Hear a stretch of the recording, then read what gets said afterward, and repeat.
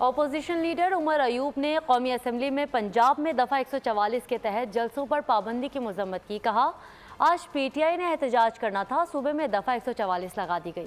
فوراً 47 کی وزیر اعلیٰ کا ٹاؤٹ آئی جی یہ سب کچھ کر رہا ہے.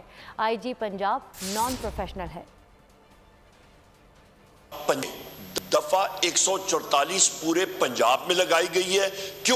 کیونکہ پاکستان تحریک انصاف اور ہمارے الائیڈ پارٹیز نے آج کال دی ہے کہ فری عمران خان آپ کے پروٹیسٹ ہونے چاہیے, گورنمنٹ پر امن پروٹیسٹ ہونے چاہیے, اور گورنمنٹ آف پنجاب اور جو فارم 47 کی چیف منسٹر پنجاب ہے اور اس کا جو ٹاؤٹ جو یہ آئی جی پنجاب ہے جو بالکل آپ سمجھیں کہ وہ نان پروفیشنل شخص ہے, ان لوگوں نے جناب اسپیکر پورے پنجاب میں دفعہ 144 لگا دی ہے, اور ہم لوگ اس کو کنڈیم کرتے ہیں.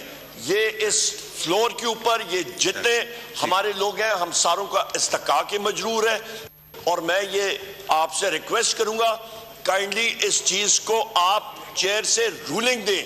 یہ ہمارے ڈیموکریٹک رائٹس کی آئین پاکستان کی بار وائلیشن ہے.